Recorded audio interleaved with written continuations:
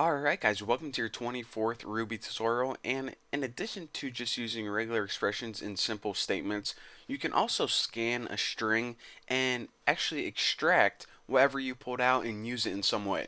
So what I'm going to be doing is I'm going to be teaching you guys about the scan method, and what this does is it looks for a regular expression, extracts it, and all I'm going to be doing is printing it out on the screen.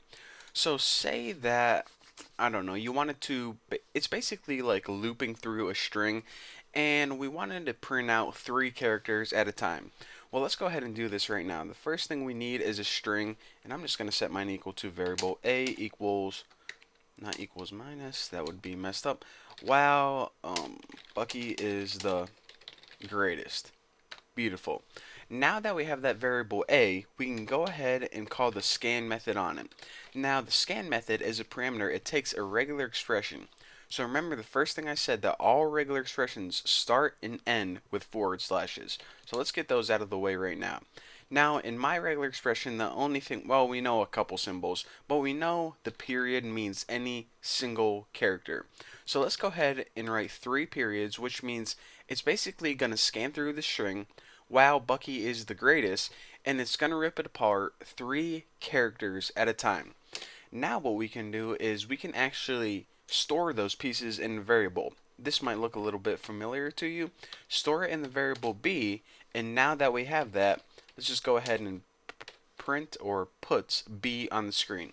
So you remember whenever we used loops, we could store whatever we extracted in a variable and then print it out on the screen. Let's go ahead and do that right now and see what we get. Wow, Bucky is the greatest. Kind of, it's a little bit choppy, but basically that's what we're doing right now. Our regular expression said, okay, this means any 3 characters, and clearly a character also includes spaces as well.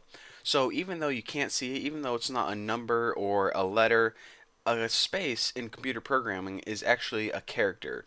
So what if you wanted to do the same thing or something similar to this, but you didn't want to include these spaces. Now, spaces are also called white spaces. So if I say white spaces and spaces, I pretty much mean the same thing. Well, instead of these periods, dot, dot, dot, what we would want to use is another symbol in regular expressions, which is backslash s, backslash s, backslash s. So what this is going to do is basically this. Now remember, a backslash s is basically a non-white space character. Any number, any letter is going to match backslash s. Now let me go ahead. I keep saying backslash s, but you know what I mean. So basically, let's go ahead and run this and see what we get. Wow, Bucky the great, and it kind of messes up. It doesn't say wow, Bucky is the greatest without any spaces, and this is why. Take a look at our original string. Wow, Bucky is the greatest. Now, what we said is basically loop through this or scan through this and rip it apart whenever you find 3 non-white space characters. Well, the reason that it doesn't print out things like is whenever it comes to is, it says, okay, this is only 2 non-white space characters. We have 1, 2, but we didn't match our 3rd parameter, basically. So that's why it doesn't print out things like this. So again, basically for this tutorial, I want to tell you that just remember this. Just take this away and you'll be good. A period, whenever you're working in regular expressions, is any character. It can be a space, it can be a letter, it can be a number. It's any character. A backslash s is only a non-white space character. So it can be letters and numbers, but it can't be spaces.